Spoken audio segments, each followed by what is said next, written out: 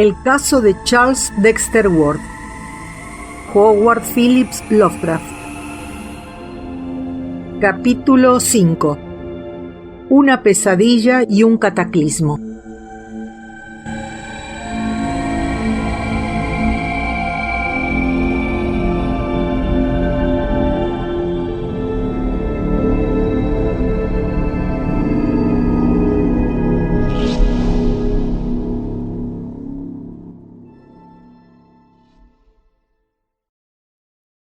Muy poco tiempo después de ocurrir los hechos mencionados, sobrevino la espantosa experiencia que dejó una huella indeleble en el alma de Marinus Bicknell Willett, y que añadió una década a la edad que aparentaba aquel hombre cuya juventud había quedado ya muy atrás.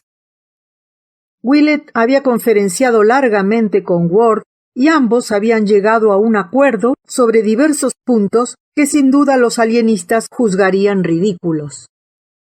Admitieron que existía en el mundo una asociación terrible cuya conexión directa con una nigromancia más antigua incluso que la brujería de Salem no podía ponerse en duda.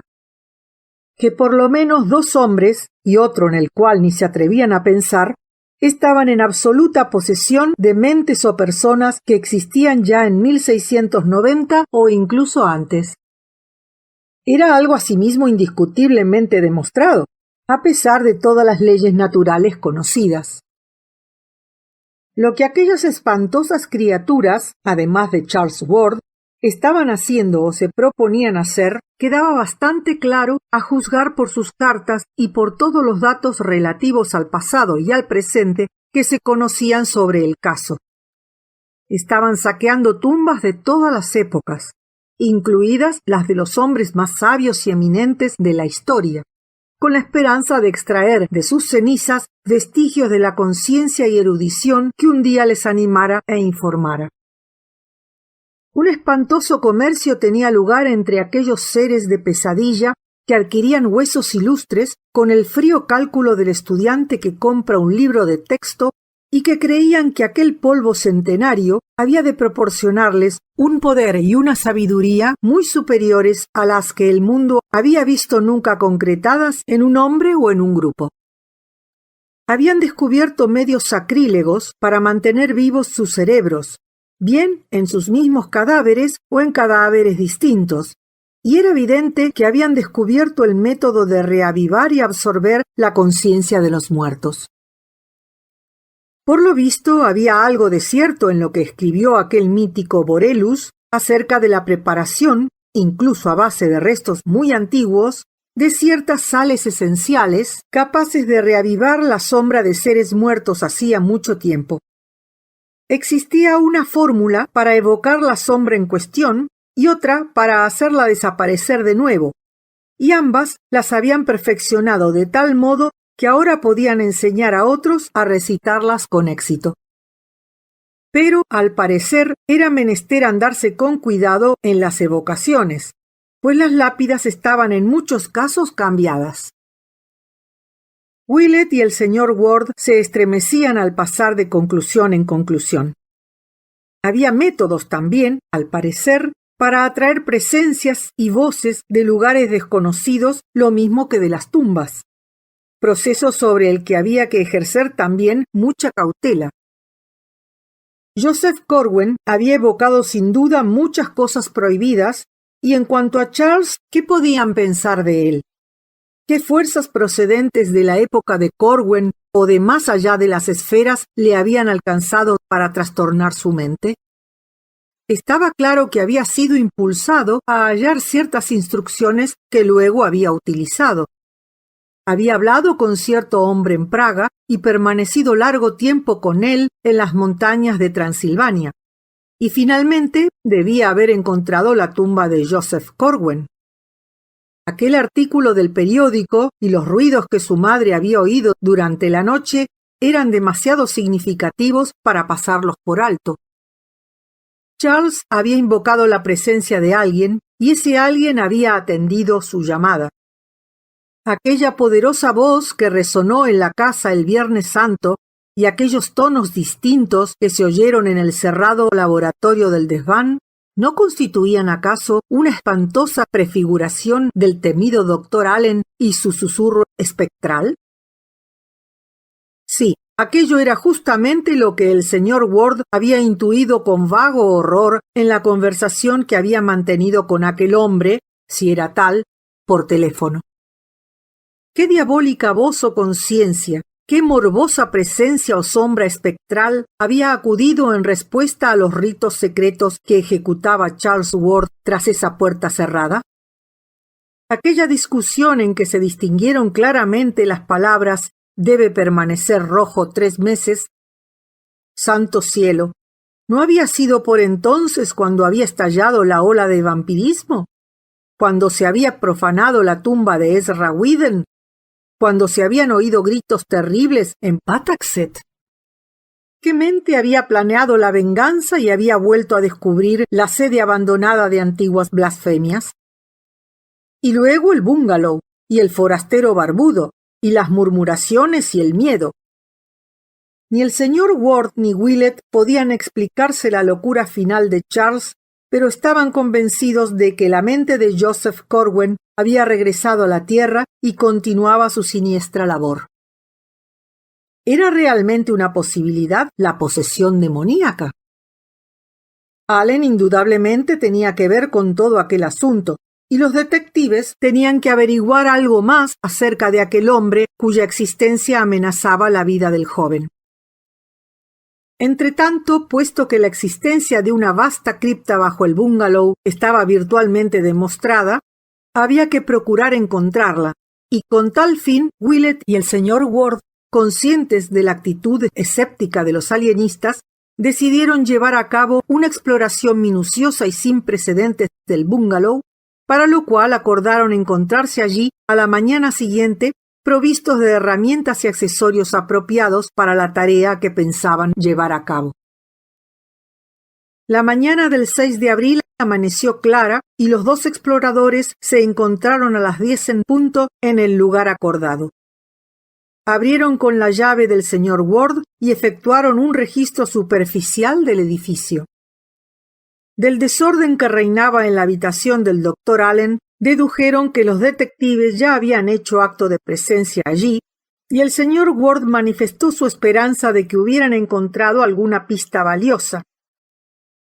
Desde luego, lo más interesante era la bodega, de modo que los exploradores descendieron a ella sin más dilación, recorriendo el mismo camino que cada uno de ellos había seguido por separado en compañía de Charles.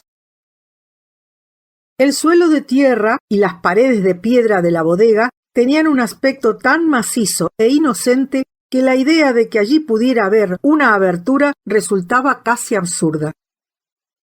Willett reflexionó sobre el hecho de que la bodega actual había sido excavada en la ignorancia de que por debajo de ella existieran unas catacumbas, y que por lo tanto el pasadizo que comunicara con ellas, si es que lo había, tenía que ser obra del joven Ward y sus compañeros. El doctor trató de ponerse en el lugar de Charles con el fin de averiguar cuál podría haber juzgado el lugar más propicio para dar comienzo a las excavaciones, pero el médico no aportó ninguna inspiración. Se decidió después por el sistema de eliminación y examinó detenidamente toda la superficie del subterráneo en sentido vertical y horizontal, pulgada a pulgada. Las posibilidades quedaron así reducidas a una pequeña plataforma que había delante de los lavaderos, la cual ya había tratado de levantar anteriormente. Ahora, probando en todos los sentidos y ejerciendo doble presión, acabó por descubrir que la plataforma giraba y se deslizaba horizontalmente sobre un eje situado en una esquina. Debajo de la plataforma apareció una superficie de hormigón y lo que parecía ser una boca de acceso a niveles inferiores cubierta por una trampa de hierro hacia la cual se lanzó inmediatamente el señor Ward con excitado celo. No le costó mucho alzarla, y apenas lo habían hecho cuando el doctor Willett reparó en el extraño aspecto que mostraba su acompañante. Oscilaba y cabeceaba como presa de un fuerte mareo provocado, como pronto descubrió el doctor, por la corriente de aire fétido que surgía de aquel agujero, Un momento después había caído al suelo desvanecido, y el doctor Willett trataba de reanimarle rociándole el rostro con agua fría. El señor Ward reaccionó débilmente, pero era indudable que el aire pestilente de la cripta le había afectado seriamente. Willett, que no deseaba correr ningún riesgo inútil, se dirigió apresuradamente a Broad Street en busca de un taxi, en el cual envió a casa a su compañero sin prestar oídos a sus débiles protestas. Luego sacó una linterna eléctrica, se tapó la boca y la nariz con una venda de gasa esterilizada y se dispuso a bajar a las profundidades recién descubiertas. La fetidez que emanaba de aquel agujero parecía haber amainado un poco, y así pudo arrojar el haz de luz de la linterna al interior. Se trataba, vio, de un pozo cilíndrico de paredes de cemento y escalerilla de hierro que iba a terminar en un tramo de viejos escalones de piedra, los cuales debieron emerger originalmente a la superficie un poco más al sur del actual edificio. Willett admite francamente que durante unos momentos el recuerdo de lo que había oído acerca de Corwen le impidió descender a aquel maldito agujero. No pudo evitar pensar por unos segundos en lo que Luke Fenner había escrito sobre aquella monstruosa noche postrera. Luego el sentido del deber se impuso a su miedo y bajó llevando una gran maleta en la que pensaba guardar los papeles que pudiera encontrar. Lentamente, como correspondía a un hombre de su edad, bajó las escalerillas de hierro y llegó a los resbaladizos peldaños del fondo. La linterna le reveló que la mampostería era muy antigua y sobre las paredes resumantes de humedad vio el insalubre musgo acumulado durante siglos. Los peldaños profundizaban en las entrañas de la tierra, no en espiral, sino en 3 bruscos giros, y entre tales angosturas que apenas había espacio en aquel pasadizo para 2 hombres. Llevaba contados unos 30 escalones cuando llegó a sus oídos un leve sonido. A partir de ese momento ya no pudo contar más. Era un sonido impío, uno de esos insidiosos ultrajes de la naturaleza que no tienen razón de ser. Calificarlo de lamento opaco, de gemido de un condenado o de aullido desesperado en que se aunaban la angustia y el dolor de una carne sin mente, no habría bastado para describir su calidad esencial de repugnante ni para explicar el espanto que despertaba en el espíritu. ¿Era aquello lo que Ward se había detenido a escuchar el día que se lo llevaron del bungalow? Era el sonido más impresionante que Willett había oído en su vida. Procedía de algún lugar indeterminado, y siguió oyéndolo mientras llegaba al pie de la escalera y proyectaba la luz de su linterna sobre las paredes de un pasadizo cubierto de cúpulas ciclópeas y taladrado por numerosos arcos negros. El vestíbulo en el cual se hallaba ahora tenía unos 14 pies de altura y unos 10 o 12 de anchura. El pavimento era de losas toscamente talladas y las paredes y el techo de mampostería revocada. Era imposible calcular su longitud, pues se prolongaba hacia adelante, hundiéndose en la oscuridad. Algunos de los arcos tenían una puerta de tipo colonial, mientras que otros carecían de ella. Sobreponiéndose al miedo que despertaban en él la fetidez y los extraños gemidos, Willett comenzó a explorar aquellos arcos uno por uno, hallando tras ellos sendas estancias de regulares dimensiones y bóveda de piedra, estancias aparentemente dedicadas a los más extraños usos. La mayoría de ellas tenían chimeneas cuyo diseño habría podido ser objeto de un interesante estudio de ingeniería. Willett no había visto nunca instrumentos o atisbos de instrumentos como los que allí surgían a cada paso entre el polvo y las telarañas acumulados durante siglo y medio, en muchos casos evidentemente destrozados por los antiguos asaltantes de la granja. La mayoría de las estancias no parecían haber sido holladas por pies modernos y debían corresponder a las fases más primitivas de los experimentos de Joseph Corwen. Finalmente llegó a una habitación más moderna, o al menos de reciente ocupación. Había en ella estufas de petróleo, estanterías de libros, mesas, sillas, armarios y un escritorio en el cual se amontonaban revistas y libros, tanto viejos como nuevos.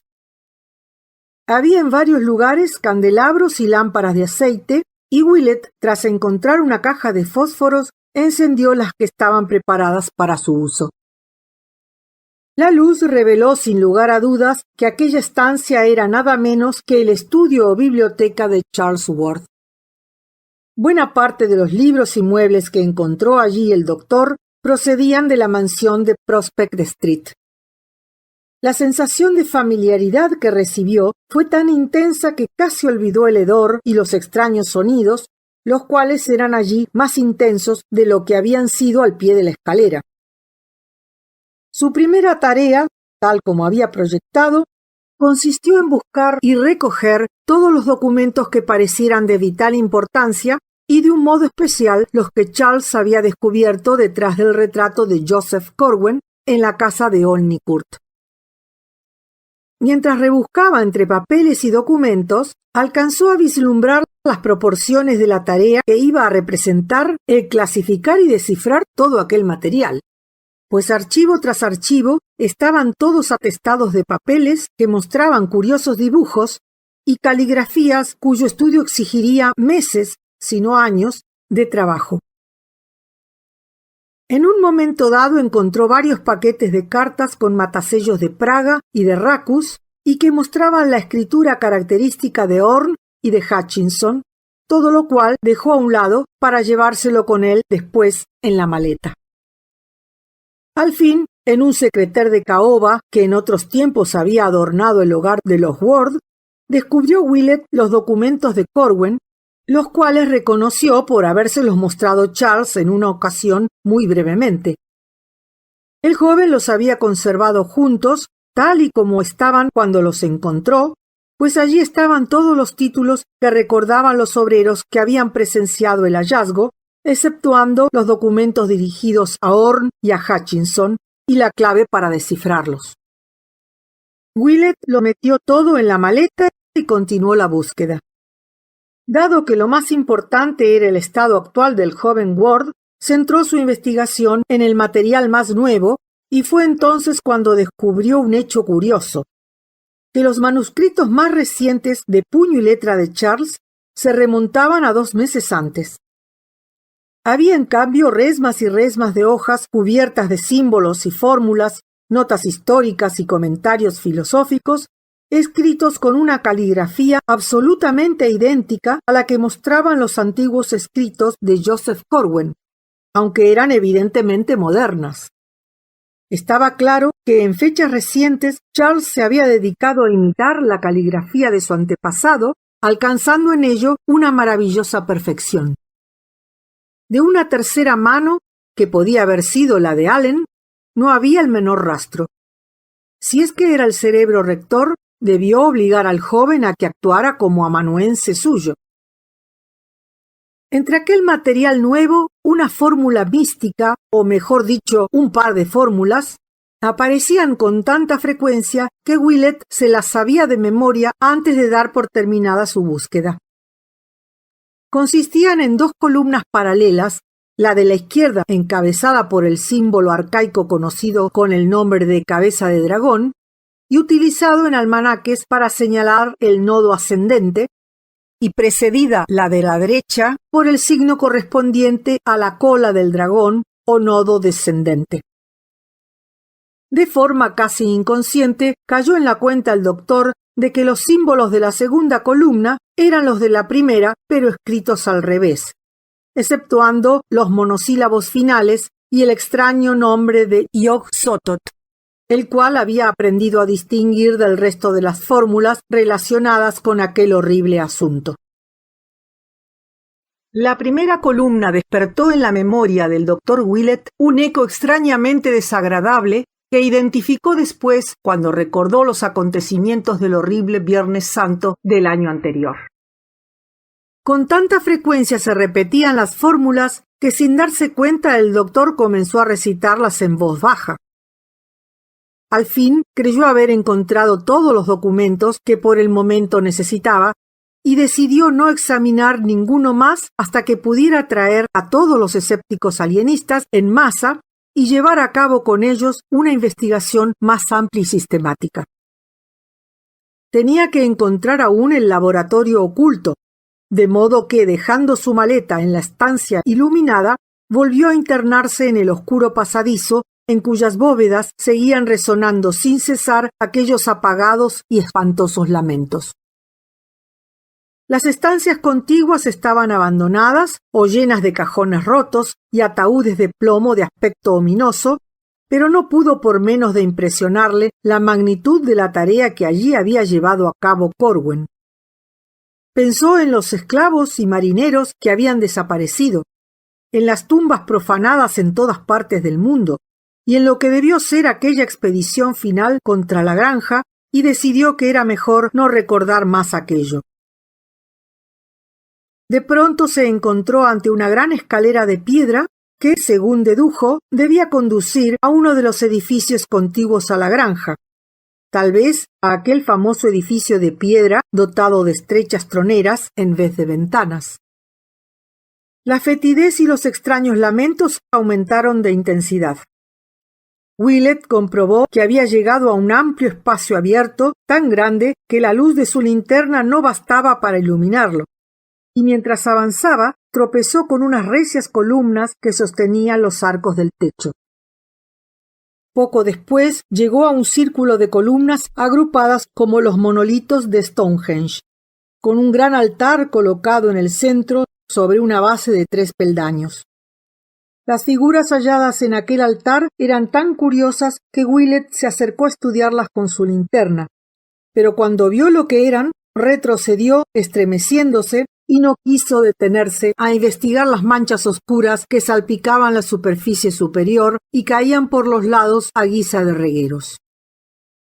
Siguió adelante y encontró la pared opuesta perforada por unos cuantos arcos y horadada por una miríada de pequeñas celdas con verjas de hierro, en el interior de las cuales colgaban de los muros cadenas de hierro rematadas por argollas de diversos tamaños.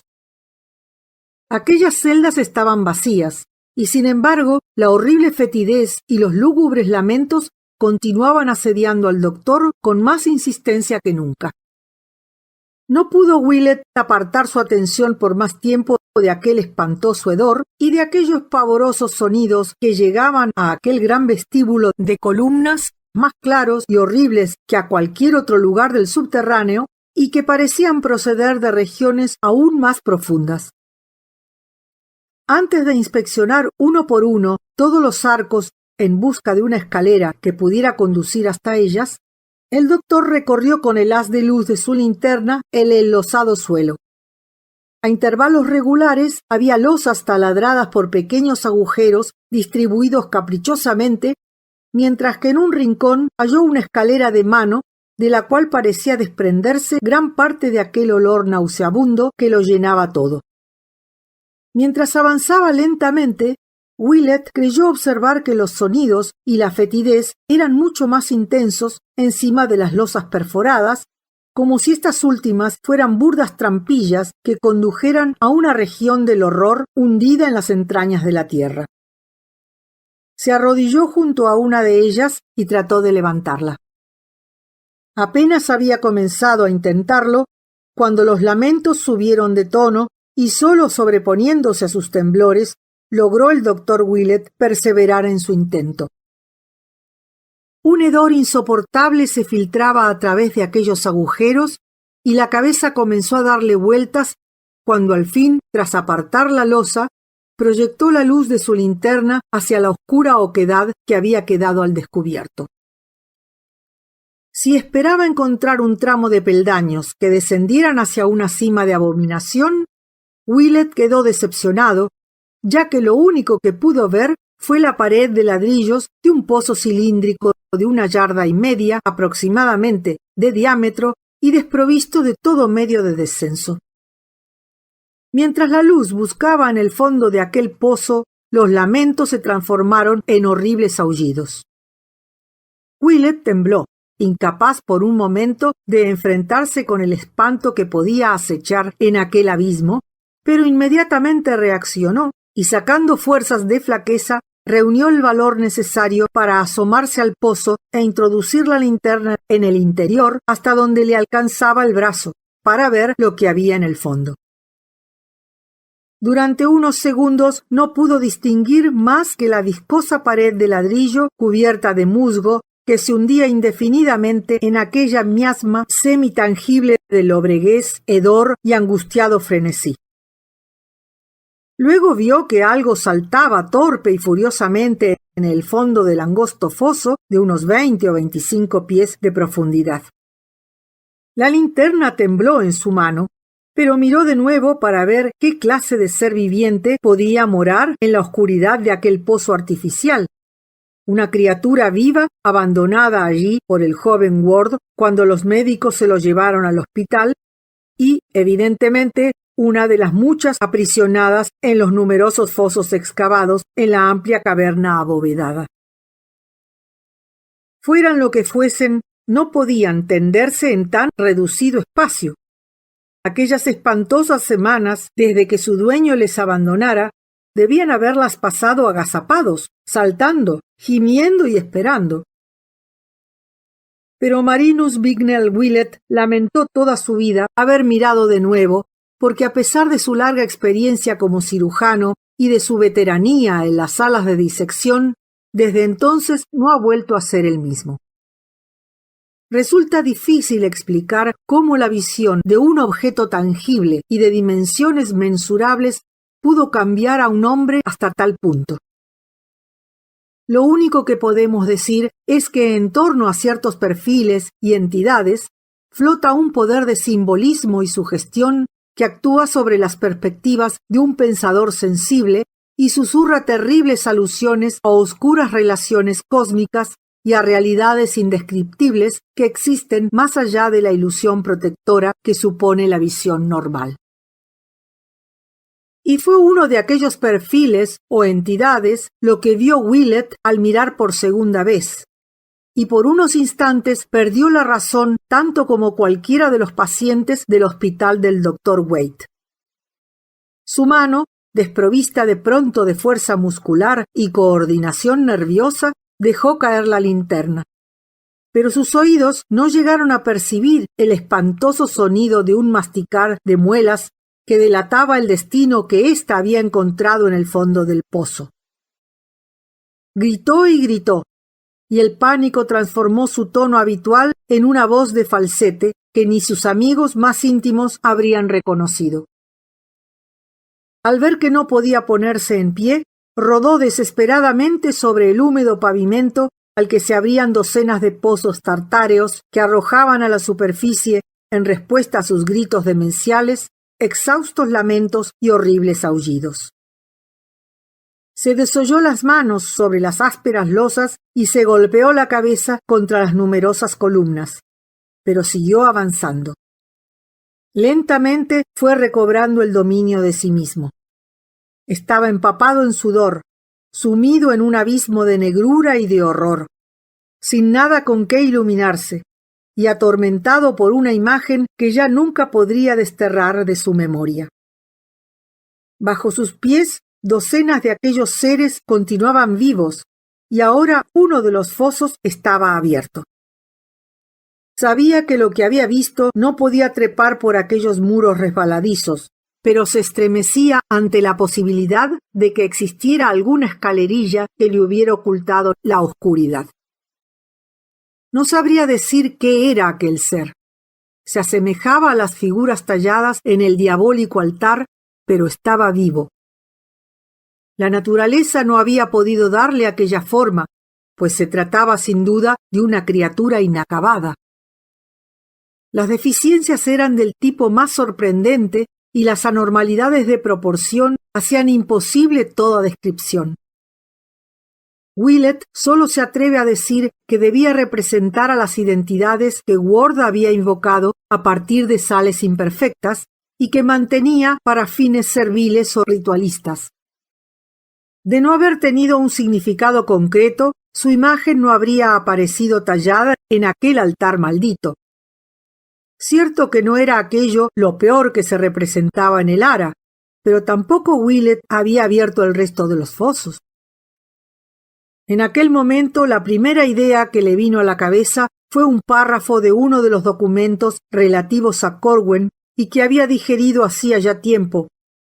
Una frase de aquella portentosa carta escrita por Simon o Jedediah Orne, confiscada por los ciudadanos de Providence y dirigida al desaparecido brujo. Decían aquellas líneas: ciertamente fue muy grande el espanto que provocara en él la forma que evocara a partir de aquello de lo que pudo conseguir solo una parte. Luego, sin desplazar esta imagen, sino más bien superponiéndose a ella, acudió a su memoria el recuerdo de los rumores que corrieron acerca de aquel ser quemado y retorcido hallado en pleno campo una semana después de la expedición contra la granja de Corwen. Charles Ward le había dicho en cierta ocasión que, según el testimonio del viejo Slocum, aquella criatura no era ni completamente humana ni semejante a ningún animal conocido por los habitantes de Patuxet. Aquellas palabras zumbaron en la mente del doctor mientras se arrastraba por el húmedo suelo de piedra. Trató de rechazarlas y con tal fin musitó un Padre Nuestro en voz baja, oración que degeneró en un batiburrillo semejante a la poesía moderna de La tierra baldía de Eliot y acabó con la continua repetición de la doble fórmula que había encontrado en la biblioteca subterránea de Worth: Yainga Yog Sotot, hasta el thro final. Aquello pareció tranquilizarle y al cabo de unos instantes se puso en pie, tambaleándose, lamentando amargamente la pérdida de la linterna y mirando desesperado a su alrededor en busca de un rayo de luz que abriera la impenetrable negrura que le rodeaba. Había decidido no pensar, pero aguzaba la vista mirando en todas direcciones, tratando de localizar algún tenue destello de la brillante iluminación que había dejado en la biblioteca. Al cabo de un rato creyó percibir una tenue claridad infinitamente lejos, y hacia ella se arrastró de rodillas en medio de la espantosa fetidez y los horribles lamentos, tropezando a cada instante con alguna columna y temiendo caer en el abominable pozo que había dejado descubierto. En un momento determinado, sus dedos temblorosos toparon con lo que imaginó debía ser uno de los peldaños que conducían al diabólico altar y retrocedió con espanto. Más tarde tropezó con la losa que había levantado y su horror no fue para ser descrito. Pero lo que había en el pozo ni se movió ni emitió el menor sonido. Por lo visto, la linterna no le había sentado muy bien. Cada vez que Willett tocaba una de las fosas perforadas, se estremecía. Su paso por encima de ellas provocaba en ocasiones un aumento en la intensidad de los lamentos que resonaban debajo, pero por lo general no producían ningún efecto, pues se movía con el mayor sigilo. En varias ocasiones, durante su avance, reparó en que la leve claridad hacia la cual se dirigía disminuía perceptiblemente, y comprendió que las velas y las lámparas que había dejado encendidas debían estar expirando una por una. La idea de encontrarse perdido en medio de la más completa oscuridad, sin un solo fósforo, y en aquel mundo subterráneo de laberintos de pesadilla, le impulsó a ponerse en pie y echar a correr, lo cual podía hacer impunemente ahora que había pasado ya junto al pozo abierto. Sabía que si todas las luces llegaban a apagarse, su única esperanza de supervivencia residía en la expedición que el señor Ward pudiera enviar para rescatarle al ver que transcurría el tiempo sin tener noticias suyas. Súbitamente se encontró el doctor de nuevo en el angosto pasadizo que iba a desembocar en la amplia caverna y pudo constatar que la claridad procedía de una puerta que se encontraba a su derecha. Al cabo de unos instantes traspasaba el umbral de aquella puerta y, temblando de alivio, entraba una vez más en la biblioteca secreta del joven Ward y contemplaba el chisporroteo de la lámpara que le había guiado hasta el puerto de salvación. Momentos después llenó apresuradamente de petróleo las lámparas apagadas y apenas volvió a estar la habitación brillantemente iluminada, miró a su alrededor buscando una linterna con la cual continuar sus exploraciones. A pesar de la impresión de horror que le sobrecogía, estaba firmemente decidido a no dejar piedra sin remover en su investigación de los espantosos hechos que habían provocado la locura de Ward. Al no encontrar una linterna, escogió la más pequeña de las lámparas, se llenó los bolsillos de velas y fósforos y cogió también una lata de petróleo para utilizarla si llegaba a encontrar el laboratorio oculto más allá del terrible vestíbulo con su blasfemo altar y sus horribles pozos. Cruzar de nuevo aquel espacio exigía una gran fortaleza de ánimo, pero Willett sabía que tenía que hacerlo. Afortunadamente, ni el ara diabólica ni el foso abierto se hallaban cerca de la pared horadada con celdas que rodeaba la caverna y cuyos negros y misteriosos arcos habían de constituir el primer objetivo de una investigación lógica.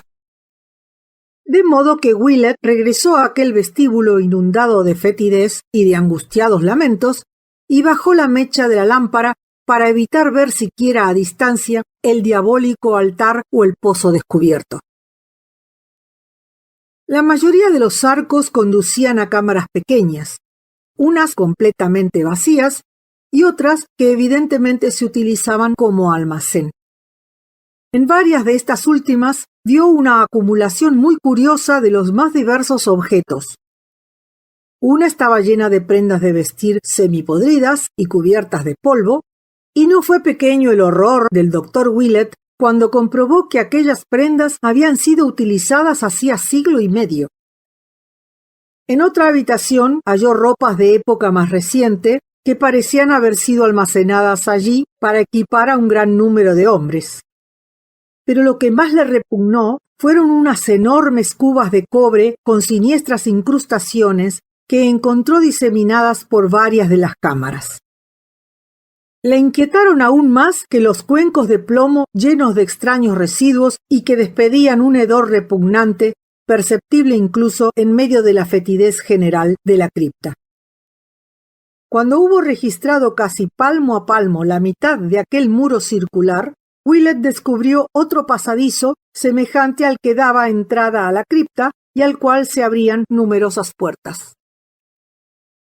Después de penetrar en 3 estancias de tamaño mediano y variado contenido, llegó a una habitación amplia y de forma oblonga, llena de cubetas, crisoles, instrumental químico moderno y numerosos libros. Los muros estaban forrados de estanterías ocupadas por recipientes y botellas de todos los tamaños.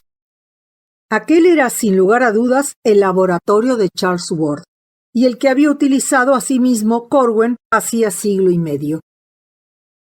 Luego de encender las 3 lámparas que encontró llenas y preparadas, el doctor Willett examinó el lugar y todo lo que contenía con el mayor interés, observando que, a juzgar por los numerosos reactivos que figuraban en las estanterías, las investigaciones del joven Ward habían estado relacionadas con alguna rama de la química orgánica. Muy poco era lo que podía deducirse de los aparatos que allí se encontraban, y entre los cuales se hallaba una mesa de disección que ocupaba el centro de la estancia, de modo que en este sentido el laboratorio constituyó para el doctor Willett una gran decepción. Encontró entre los libros un manoseado ejemplar de la obra de Borellus, y no fue pequeña la sorpresa del médico al observar que Ward había subrayado precisamente aquel mismo párrafo que tanto impresionara 150 años antes al bueno del señor Merritt en la granja de Patuxet. No era aquel, sin embargo, el ejemplar antiguo, pues éste había sido destruido durante el asalto al laboratorio de Corwen. En las paredes de la estancia se abrían 3 arcos que el doctor examinó sucesivamente. 2 de ellos conducían a sendos almacenes repletos de ataúdes en diversos estados de conservación, provistos todos ellos de placas de identificación, 2 o 3 de las cuales se detuvo Willett a descifrar, experimentando un estremecimiento ante el significado de aquellas inscripciones. Había también varios cajones nuevos y cuidadosamente clavados que no se detuvo a examinar. Quizá lo más interesante fueran algunas piezas sueltas, muy estropeadas, y que a juzgar de Willett debieron formar parte de los aparatos del antiguo laboratorio de Corwen. A pesar de los daños que habían sufrido durante el asalto a la granja, aún podía reconocerse en ellos los trebejos químicos del período georgiano. El tercer arco conducía a una estancia algo mayor, cuyas paredes estaban llenas de estanterías y en cuyo centro había una mesa sobre la que reposaban 2 lámparas. Willett las encendió y a su luz estudió los interminables estantes que le rodeaban. Algunos de ellos estaban completamente vacíos, pero la mayoría aparecían ocupados por pequeños recipientes de plomo de 2 formas distintas. Unos altos y sin asas, semejantes a un léquitos griego, y otro con una sola asa del tipo Phaleron. Todos estaban provistos de tapas de metal y cubiertos por extraños símbolos grabados en bajo relieve. Al cabo de unos instantes, el médico cayó en la cuenta de que aquellos recipientes estaban clasificados cuidadosamente. Todos los léquitos estaban a un lado de la habitación, bajo un gran cartel de madera en que se leía la palabra custodios, y todos los Phaleron al otro, bajo un rótulo similar que decía materia. Cada uno de los recipientes llevaba una etiqueta con un número que, al parecer, hacía referencia a un catálogo, en vista de lo cual Willett se propuso emprender la búsqueda de aquel inventario. De momento, sin embargo, le interesaba más averiguar cuál era el contenido de aquellos recipientes. Abrió varios de ellos, elegidos al azar, con resultado invariable. Todos contenían una pequeña cantidad de una sola clase de sustancia. Un polvo finísimo de muy leve peso y de color neutro, aunque con diversos matices. Era evidente que la ordenación de los recipientes no respondía a esta tenue variación de tono, pues un polvo gris azulado podía estar al lado de otro rosado, y el polvo contenido en un Phaleron podía tener un duplicado exacto en un léquitos. La característica más marcada de aquel polvo era su total falta de adherencia. Willett podía verterlo en la palma de la mano y devolverlo después al recipiente sin que quedara entre sus dedos el menor residuo. El significado de los 2 letreros le intrigó y se preguntó por qué motivo estarían aquellas sustancias químicas tan radicalmente separadas de las que había visto en otros recipientes en el laboratorio propiamente dicho. Y de pronto le vino a la memoria dónde había visto la palabra custodios en relación con este espantoso misterio. Había sido naturalmente en la carta dirigida recientemente al Dr. Allen y que parecía ser de puño y letra de Edward Hutchinson, y las líneas en cuestión decían: «Juzgo prudente en extremo su decisión de no conservar tantos custodios que puedan ser hallados en caso de dificultad, como bien recordará su merced por propia experiencia». ¿Qué significarían estas palabras? Pero cuidado, ¿no había oído alguna vez una palabra semejante en relación con todo aquel asunto? ¿Cómo no le había venido a la memoria al leer la carta de Hutchinson? En los días en que Ward aún le hablaba de sus investigaciones, le había dicho que en el diario de Eleazar Smith se mencionaban fragmentos de conversaciones que habían tenido lugar en el interior de la granja. Diálogos terribles en los que intervenían Corwen, varios cautivos y los guardianes de aquellos cautivos. De modo que aquello era lo que contenían los léquitos: el fruto monstruoso de sacrílegos ritos, las sales a que aludía Borellus. Willett se estremeció al pensar en lo que había tenido entre sus manos, y por un momento le acometió la tentación de huir de aquella caverna repleta de estanterías en cuyos anaqueles yacían innumerables centinelas silenciosos y quizá vigilantes. Luego pensó en la materia, en el infinito número de recipientes del tipo Faleron que había al otro lado de la estancia. Sales también. Pero si no eran sales de custodios, ¿qué otra clase de sales podían ser? ¡Santo cielo!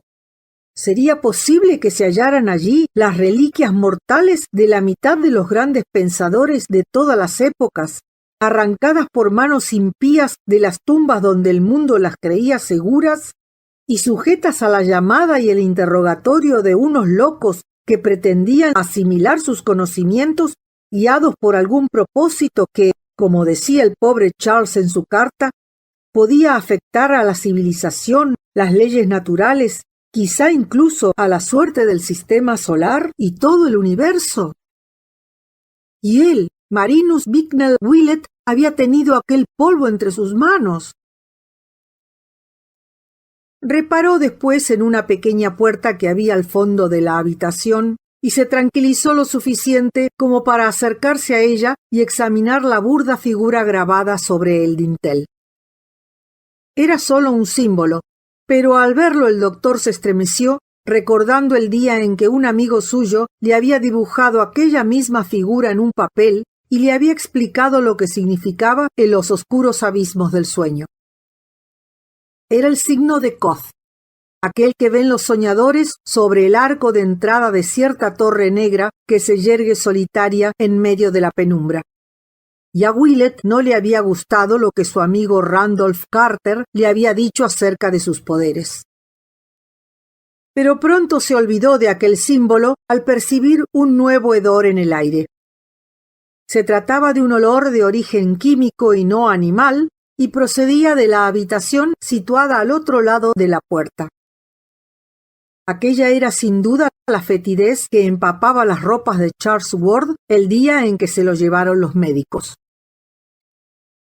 ¿De modo que era allí donde se hallaba cuando recibió la visita de los alienistas? Se había mostrado mucho más prudente que Joseph Corwen, ya que no había ofrecido la menor resistencia. Willett, decidido a investigar todos los horrores y pesadillas que el siniestro subterráneo pudiera depararle, empuñó la pequeña lámpara y cruzó el umbral. Una ola de indescriptible terror le rodeó, pero luchó denodadamente por no gritar y sobreponerse a ella. Al fin y al cabo, allí no había nada vivo que pudiera causarle daño.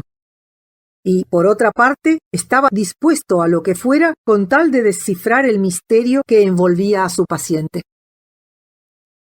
La habitación en la cual acababa de entrar era de tamaño mediano y carecía de muebles. A excepción de una mesa, una silla y dos grupos de extrañas máquinas con abrazaderas y ruedas que Willett reconoció como instrumentos medievales de tortura. A un lado de la puerta había un montón de látigos y junto a ellos unos estantes en los que se alineaban varios recipientes de plomo semejantes a los quíliques griegos.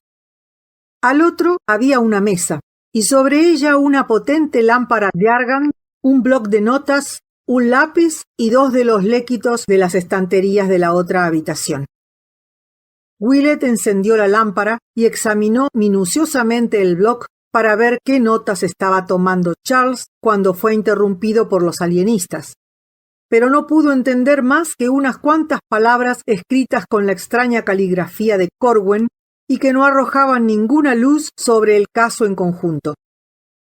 Decían lo siguiente: Vi no habló. Escapar pudo a través de los muros y halló el lugar profundo. Vi al viejo Vi recitar el Sabaoth y aprendí la manera. Invocado he por 3 veces la presencia de Yog-Sothoth y al tercer día se dio. Necesario es que Ef confiese lo que sabe acerca del modo de invocar a los del exterior. La potente lámpara de Argand iluminaba toda la habitación y así fue como el doctor pudo ver en la pared situada frente a la puerta, en el espacio que quedaba entre los dos grupos de instrumentos de tortura, una serie de colgadores de los que pendían túnicas de un blanco amarillento. Pero mucho más interesantes le resultaron las dos paredes laterales, las cuales estaban cubiertas de símbolos místicos y de fórmulas burdamente talladas en la piedra. Había también símbolos grabados en el suelo, entre los cuales destacaba un enorme pentágono que ocupaba el centro exacto de la habitación y sendos círculos de unos 3 pies de diámetro situados en un punto equidistante de cada una de las 4 esquinas del cuarto y el pentágono central. En uno de aquellos 4 círculos, donde vio Willett caída en el suelo una túnica amarillenta, había un recipiente Killick como los que se alineaban en la estantería colocada junto a los látigos, y fuera del círculo, aunque muy próximo a él, uno de los recipientes Faleron de la habitación contigua con una etiqueta que llevaba el número 118. Este último recipiente estaba destapado y Willett comprobó que no contenía nada en su interior. Pero comprobó también, con un estremecimiento, que el otro no estaba vacío, sino que contenía una pequeña cantidad de polvos de un color verdoso. Un escalofrío recorrió el cuerpo del médico mientras relacionaba mentalmente los elementos y antecedentes relacionados con aquella escena. Los látigos y los instrumentos de tortura, las sales de los recipientes que correspondían a materia, los 2 léquitos de las estanterías alineadas bajo la palabra custodios, las túnicas, las fórmulas grabadas en las paredes, las notas del blog, las sospechas que habían despertado las cartas y leyendas y los millares de dudas y suposiciones que habían atormentado a los amigos y a los padres de Charles Ward, todo aquello envolvió al doctor como una ola de horror mientras contemplaba el polvo verdoso contenido en el recipiente de plomo. Sin embargo, y gracias a un esfuerzo sobrehumano, consiguió dominarse y empezó a estudiar las fórmulas grabadas en las paredes. Era evidente que habían sido talladas en la época de Joseph Corwen, y el texto no podía por menos que resultar familiar a un hombre que tanto había leído sobre tal personaje y que estuviera familiarizado con la historia de la magia. En una de ellas reconoció el doctor inmediatamente la que la señora Ward oyera canturrear a su hijo aquel malhadado Viernes Santo del año anterior y que una autoridad en la materia le había descrito como terrible invocación dirigida a los dioses secretos que moran más allá de la esfera de la normalidad. No figuraba allí exactamente tal y como la señora Ward la había repetido, ni siquiera como aparecía en la versión que aquel experto en la materia le mostrara en las páginas prohibidas de Eliphas Levi, pero era indiscutiblemente la misma. Y Willett se estremeció de horror al reconocer en ella palabras tales como Sabaoth, Metraton, Almensin y Sariadnamik. La fórmula en cuestión estaba grabada en el muro situado a la izquierda de la entrada. El de la derecha estaba igualmente cubierto de invocaciones que Willett reconoció gracias a las notas que había encontrado en la biblioteca. Eran de hecho casi idénticas a estas e iban igualmente encabezadas por los antiguos símbolos de cabeza de dragón y cola de dragón, como en las notas de Ward, pero la ortografía variaba mucho de la versión moderna, como si el viejo Corwen hubiera tenido un modo distinto de representar los sonidos o como si estudios posteriores hubieran dado como resultado variantes más perfectas y eficaces. El doctor trató de reconciliar la fórmula tallada en la piedra con la que resonaba persistentemente en su cabeza y tras grandes trabajos logró conseguirlo. La que él sabía ya de memoria comenzaba Yainga Log Sotot, mientras que la que se leía en el muro empezaba Ayegenga Yoge Sotota, lo cual significaba una marcada alteración de la segunda palabra. Aquella discrepancia le desconcertó, y al poco comenzaba a recitar en voz alta la primera de las fórmulas, tratando de reconciliar los sonidos que él recordaba con las letras que veía esculpidas en la piedra. Su voz se alzó extrañada y amenazadora en aquel abismo de misterios como siniestro contrapunto a los inhumanos lamentos que llegaban hasta él a través de la fetidez del aire y de la oscuridad. Yainga logsotot, Helbeg, Faithrodo, ¡guau! Pero, ¿qué era aquel viento frío que se había levantado al son de su invocación? Las lámparas chisporrotearon como si fueran a apagarse, y por unos instantes la oscuridad se hizo tan densa que las palabras esculpidas en la piedra de los muros casi se borraron de su vista. La habitación se llenó de humo y de un olor acre que ahogó por completo el hedor procedente de los fosos. Era un olor parecido al que Willett había percibido anteriormente, pero mucho más intenso y penetrante. Se volvió de espaldas a las inscripciones para enfrentarse con la estancia y su extraño contenido, y descubrió entonces que del recipiente que estaba en el suelo y que contenía el ominoso polvo de color verdoso, surgía una nube de vapor compacto, entre verde y negro, y de una opacidad y una densidad asombrosas. ¡Santo cielo! Aquel polvo correspondía a los anaqueles dedicados a materia. ¿Qué estaba ocurriendo y qué había provocado aquel suceso? La fórmula que había estado recitando, la primera de las dos, la que correspondía a la cabeza de dragón, el nodo ascendente. Dios bendito, ¿podría ser? La cabeza le dio vueltas y por su cerebro cruzaron en vertiginosa sucesión las imágenes dispersas de todo lo que había visto, oído y leído en relación con el espantoso caso de Joseph Corwen y Charles Dexter Ward. Encarézcole, no llame a su presencia a nadie que no pueda hacer desaparecer.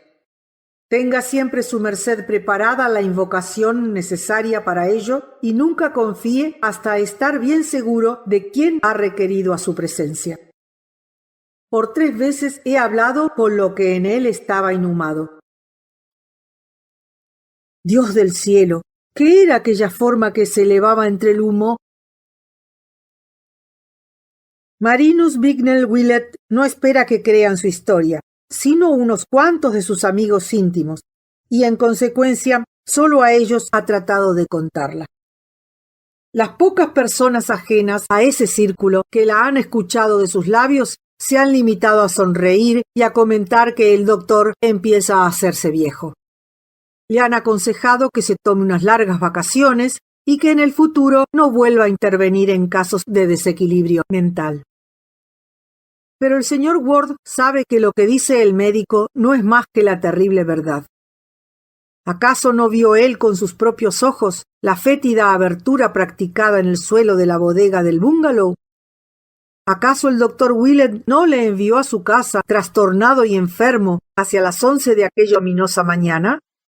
¿Acaso no telefoneó al doctor inútilmente aquella noche y no se dirigió al bungalow a la mañana siguiente, encontrando a su amigo inconsciente, aunque ileso, tendido en la cama de uno de los dormitorios?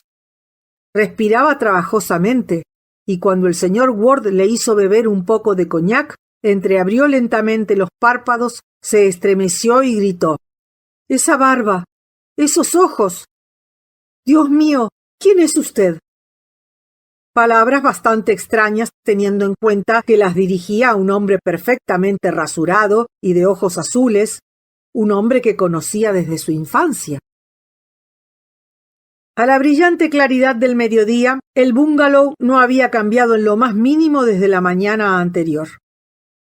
Las ropas de Willett parecían en perfecto estado, aparte de unas leves rosaduras en los codos y en las rodillas, y solo un leve olor acre le recordó al señor Ward el hedor que despedía el traje de su hijo el día que le trasladaron al hospital. Faltaba la linterna del médico, pero su maleta seguía allí tan vacía como la había traído. Antes de dar ninguna explicación y haciendo evidentemente un gran esfuerzo moral, Willett descendió tambaleándose a la bodega y trató de correr la plataforma situada ante los lavaderos. No se movió. Acercándose al lugar donde el día anterior había dejado su saquito de herramientas, Willett cogió un escoplo y trató de hacer palanca. Se adivinaba bajo ella la capa de hormigón, pero nada indicaba que hubiera habido allí jamás una abertura. Esta vez, el asombrado padre de Charles Ward, que había seguido a su amigo, no tuvo ocasión de enfermar con las emanaciones del horrible agujero. Ni pozo fétido, ni mundo de horrores subterráneos, ni biblioteca secreta, ni documentos de Corwen, ni laboratorio, ni estantes, ni fórmulas grabadas. Nada. El doctor Willett palideció y se apoyó en el brazo de su compañero. Ayer, murmuró, usted lo vio y lo olió, ¿verdad? Y cuando el señor Ward, asombrado y aturdido, reunió las fuerzas suficientes para asentir con un gesto, el médico suspiró y asintió a su vez. Entonces voy a contárselo todo, dijo. Por espacio de 1 hora y en la habitación más soleada que pudieron encontrar, el médico susurró su fantástica historia a aquel asombrado padre. No supo continuar una vez que hubo narrado la aparición de aquella extraña forma y hubo descrito cómo del recipiente de plomo se elevaba un vapor verde negruzco, y por otra parte estaba demasiado cansado para preguntarse qué había ocurrido. Cuando acabó su relato, el señor Ward sugirió tímidamente: ¿cree que una excavación serviría de algo? El doctor guardó silencio. No le parecía propio responder a esa pregunta cuando unas fuerzas procedentes de esferas desconocidas habían invadido esta orilla del gran abismo. Los dos hombres menearon la cabeza y el señor Ward preguntó: ¿pero dónde puede haberse metido? Es indudable que alguien le trajo aquí y que luego, de algún modo, selló la abertura. Willett dejó de nuevo que el silencio respondiera por él. Pero no fue aquello todo. Antes de abandonar el bungalow, al introducir el doctor una mano en el bolsillo para sacar el pañuelo, sus dedos tropezaron con un papel que no estaba allí antes de la expedición al subterráneo y que acompañaba a los fósforos y a las velas que había cogido en la desaparecida biblioteca. Era una hoja corriente, arrancada sin duda del bloc de notas que Willett había visto en aquella estancia, y los rasgos habían sido trazados con lápiz, probablemente el mismo que había junto al bloc. El texto les resultó incomprensible a los dos hombres, a pesar de que reconocieron en él ciertos símbolos que les parecieron vagamente familiares. Aquel breve mensaje y el misterio que entrañaba intrigó sobremanera a los dos amigos, quienes inmediatamente subieron al coche de Ward y dieron instrucciones al chófer para que les condujera primero a cenar a un sitio tranquilo y luego a la biblioteca John Hay, situada en la colina. No les fue difícil hallar allí buenos manuales de paleografía que estudiaron detenidamente hasta que las luces brillaron en la gran araña. Al fin encontraron lo que buscaban.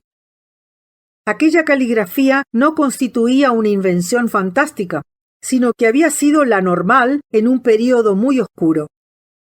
Correspondía a las minúsculas sajonas de los siglos VIII y IX y traía con ella recuerdos de un tiempo inculto en que bajo la fresca corriente del cristianismo rebullían aún furtivamente creencias antiguas y viejos ritos, un tiempo en que la pálida luna de Britania era testigo a veces de extraños ritos celebrados entre las ruinas romanas de Caorleón y Exhaust y junto a las torres desmoronadas del muro de Adriano.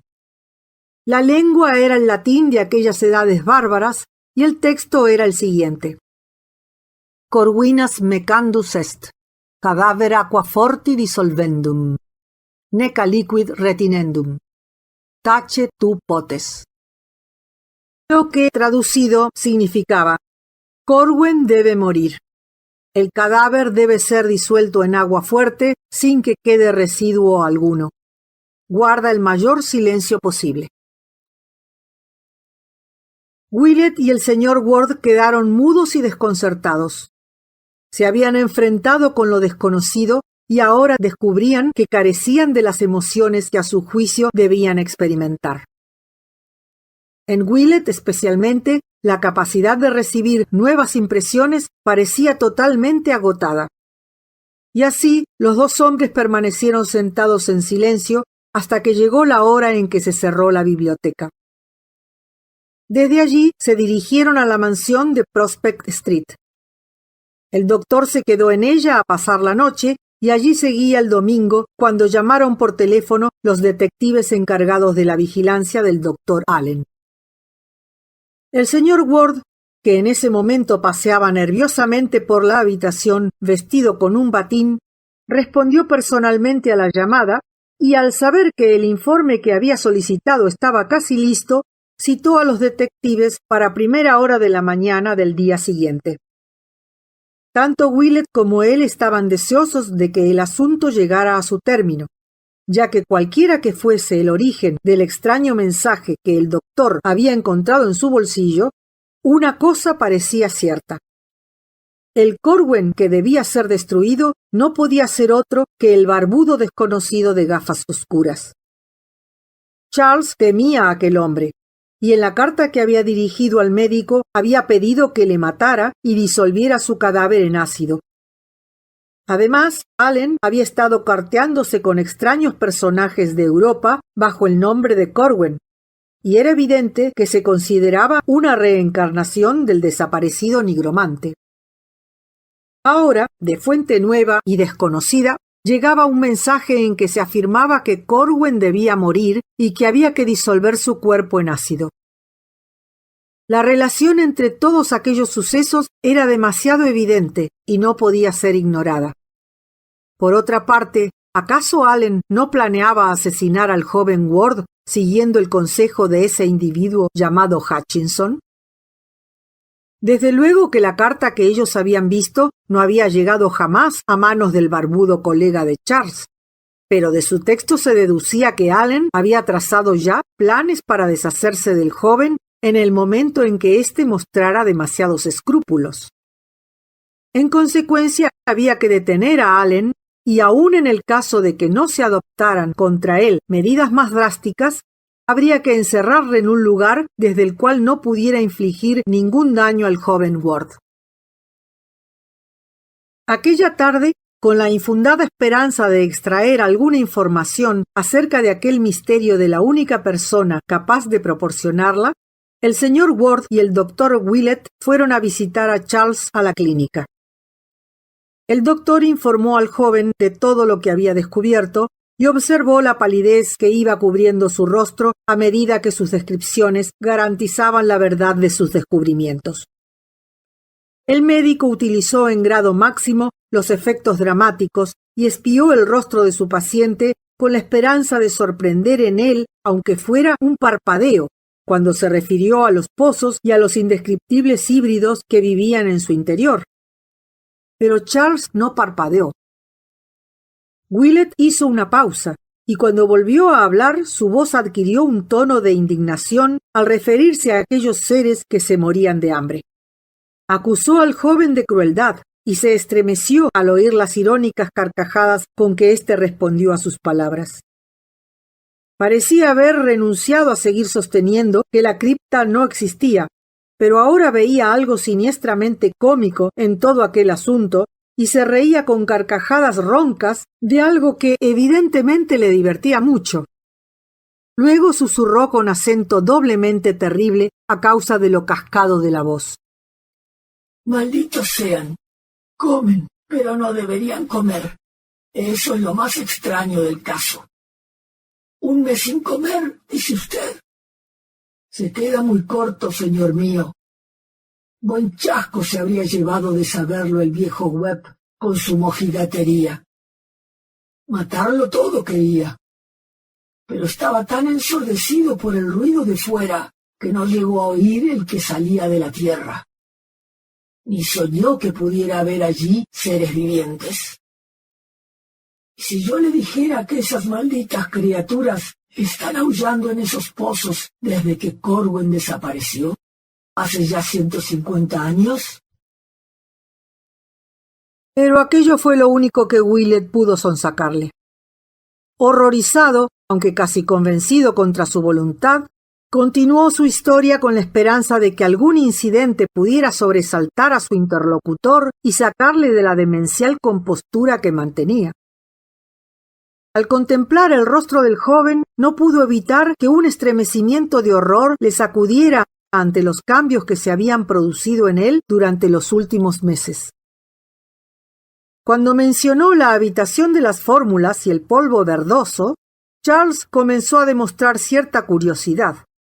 Una mirada de desprecio asomó a sus ojos al oír lo que Willett había leído en el blog, y aventuró la explicación de que aquellas anotaciones eran muy antiguas y tenían que escapar forzosamente al entendimiento de todos aquellos que no estuvieran muy versados en la historia de la magia. Si hubiera sabido usted, añadió, la fórmula para dar vida a las sales que había en el recipiente, no estaría aquí para contarlo. Era el número 118. ¡Qué sorpresa se hubiera llevado de haber llegado a consultar el catálogo que guardo en la otra habitación! Me proponía llamarle a mi presencia el día en que me sacaron de allí. Luego Willett le habló de la fórmula que había recitado y del humo verde negruzco que se había levantado, y mientras lo hacía, observó que el terror desfiguraba por vez primera el rostro de Charles Ward. ¿Se presentó? ¿Está usted vivo? Mientras Ward mascullaba estas palabras, su voz pareció liberarse de ciertas trabas misteriosas y hundirse en un abismo cavernoso de extrañas resonancias. Willett, asaltado por una repentina inspiración, replicó recordando una carta que había leído. «¿El número 118, dices? Pero no olvides que 9 de cada 10 lápidas de los cementerios están cambiadas». Y luego, sin previo aviso, colocó ante los ojos de su paciente el misterioso mensaje. La reacción del joven superó todas sus esperanzas, pues cayó al suelo desvanecido. Toda aquella conversación se llevó a cabo, naturalmente, en el más absoluto secreto, con el fin de que los alienistas de la clínica no pudieran acusar ni al padre ni al médico de alentar a un loco en sus fantasías. Sin pedir ayuda a nadie, el doctor Willett y el señor Ward cogieron en brazos al joven y le tendieron en la cama. Al volver en sí, el paciente murmuró repetidas veces que debía escribir inmediatamente a Orne y a Hutchinson para que le informaran acerca de cierta invocación, y en consecuencia, una vez que hubo recuperado totalmente el sentido, el doctor le comunicó que al menos uno de aquellos extraños personajes era enemigo suyo mortal y había aconsejado al doctor Allen que le asesinara. Aquella revelación no produjo ningún efecto visible, pero antes de que se formulara, en el rostro del joven había aparecido ya la expresión de un hombre acosado.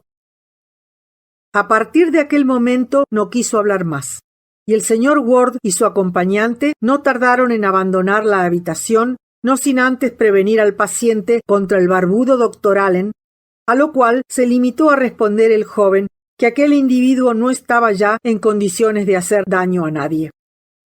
Acompañó a aquellas palabras una risa diabólica que causó una dolorosa impresión en los visitantes. En cuanto a la comunicación que Charles pudiera tratar de establecer con sus dos monstruosos corresponsales de Europa, ni al doctor ni al señor Ward les preocupaba tal cuestión, pues sabían que el director del hospital censuraba minuciosamente toda la correspondencia y no permitiría que llegara a manos del paciente ninguna misiva cuyo contenido le pareciera anormal. El caso de Orne y Hutchinson, si es que eran ellos los misteriosos exiliados, tuvo una misteriosa secuela. Impulsado por un vago presentimiento que le asaltó en medio de los horrores de aquel período, Willett acudió a una agencia internacional de información para que le facilitaran la mayor cantidad de datos posibles acerca de los sucesos más notables ocurridos en Praga y Transilvania Oriental, y después de 6 meses de investigación, creyó haber encontrado, entre los numerosos artículos que había recibido y traducido, 2 datos significativos. Uno de los artículos en cuestión se refería a la completa destrucción durante la noche de una casa del barrio más antiguo de Praga y a la desaparición de un anciano de muy mala fama llamado Josef Nadej, el cual había vivido allí solo desde tiempos inmemoriales.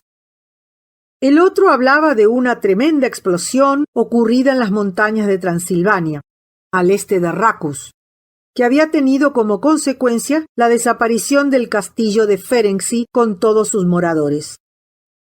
El castillo tenía pésima reputación en la comarca y su propietario era temido y odiado por los campesinos de los alrededores. Precisamente por aquellas fechas tenía que presentarse ante las autoridades de Bucarest, que querían someterle a un serio interrogatorio, pero la explosión había venido a cortar lo que, al decir de las gentes, había sido una vida dedicada al mal y que se remontaba a épocas muy remotas.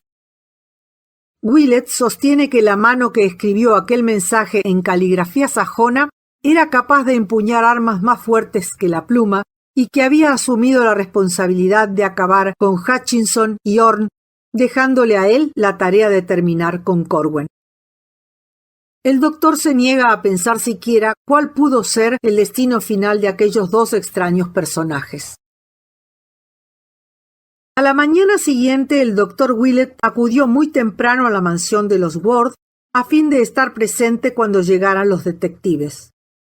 Consideraba que la destrucción o reclusión de Allen o de Corwen, si se daba como válida la posibilidad de una reencarnación, era una necesidad imperiosa que había que satisfacer a cualquier precio, y así se lo manifestó al señor Ward mientras esperaban la llegada de los visitantes.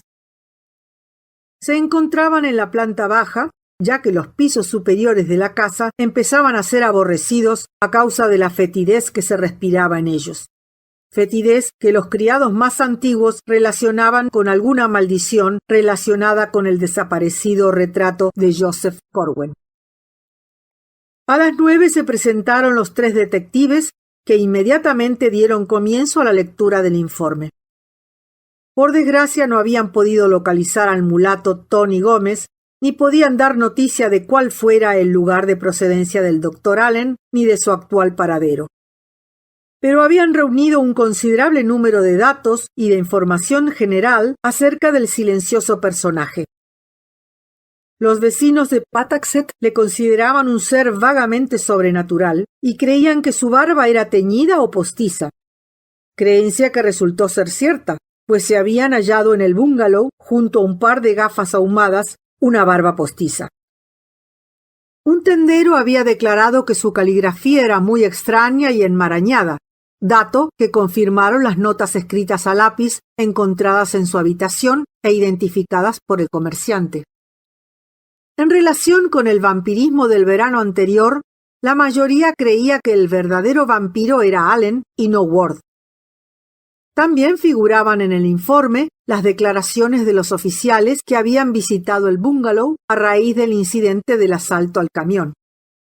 No vieron nada particularmente siniestro en el doctor Allen, pero le juzgaban la figura dominante en la sombría vivienda. La estancia en que había tenido lugar la entrevista se hallaba en la penumbra, pero estaban seguros de poder identificarle si volvían a verle. Habían notado algo extraño en su barba y les pareció ver que tenía una pequeña cicatriz encima del ojo derecho.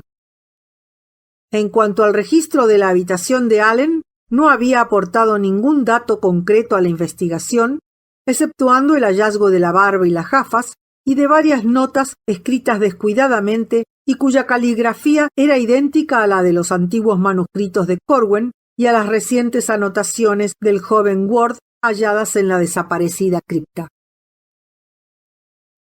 El doctor Willett y el señor Ward se sintieron invadidos por un profundo terror cósmico, sutil e insidioso al oír la relación de aquellos hallazgos, y casi temblaron cuando una idea vaga y descabellada les asaltó a los dos al mismo tiempo.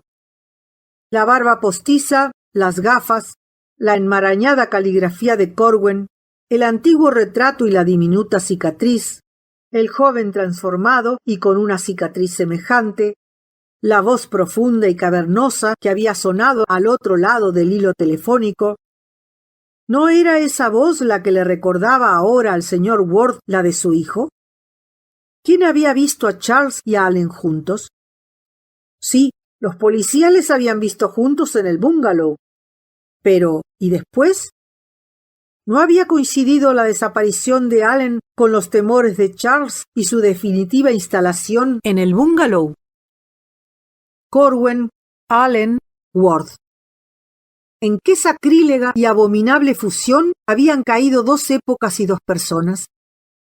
Aquella detestable semejanza entre el personaje del cuadro y el joven Ward, aquellos ojos del lienzo que parecían seguir a Charles por toda la habitación.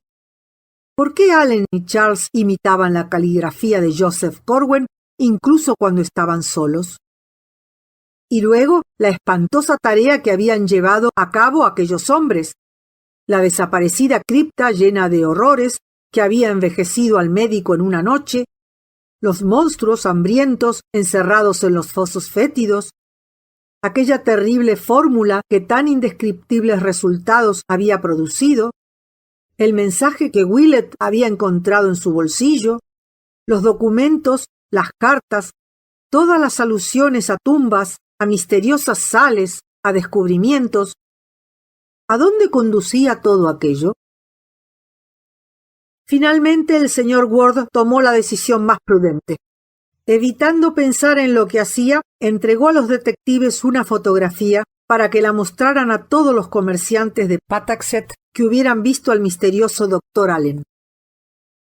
Era una instantánea de su hijo con el aditamento de una barba y unas gafas oscuras como las que había utilizado el doctor Allen, dibujadas a pluma. Durante 2 horas el señor Ward esperó en compañía del médico en aquella casa opresiva. Los detectives regresaron. Sí, la fotografía retocada guardaba una notable semejanza con el doctor Allen. El señor Ward palideció y Willett se secó la húmeda frente con el pañuelo. Allen, Ward, Corwen. ¿Qué presencia había invocado el muchacho y con qué resultados para él? ¿Qué había ocurrido desde el principio al fin? ¿Quién era aquel Allen que proyectaba asesinar a Charles y por qué había escrito su víctima en la postdata de aquella angustiada carta que su cadáver debía ser disuelto en ácido? ¿Por qué el mensaje que Willett se había encontrado en el bolsillo decía exactamente lo mismo? ¿Qué proceso de transformación había tenido lugar y en qué momento se había producido la fase final? El día en que el doctor había recibido su carta, Charles había estado muy nervioso toda la mañana. Luego había ocurrido algún cambio. Charles había salido de la casa sin ser visto, escapando a la vigilancia de los hombres encargados de protegerle. Fue entonces cuando debió suceder el cambio, mientras estuvo fuera. Pero no.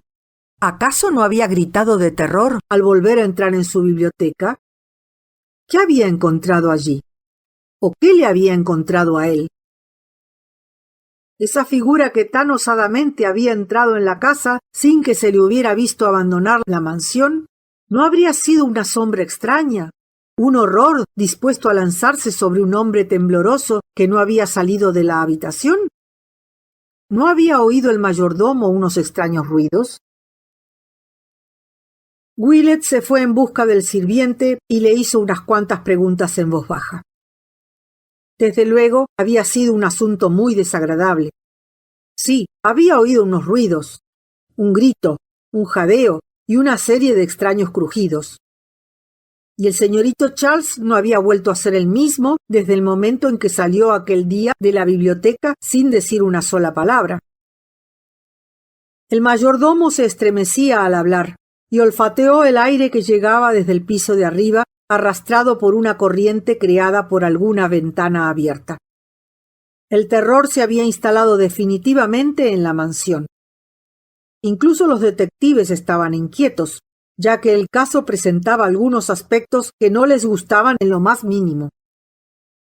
El doctor Willett pensaba y sus pensamientos eran terribles. De vez en cuando casi rompía en un murmullo mientras estudiaba mentalmente esta nueva cadena de acontecimientos de pesadilla. El señor Ward dio por terminada la conferencia y los detectives se fueron. El doctor y el dueño de la casa quedaron solos en la habitación. Era ya mediodía, pero la mansión parecía envuelta en sombras, como si se acercara la noche. Willett comenzó a hablar muy seriamente con su anfitrión, insistiendo para que dejara en sus manos las futuras averiguaciones. Aún habían de descubrirse, predijo, ciertos hechos que un amigo podría soportar con mayor facilidad que el padre del principal protagonista del caso.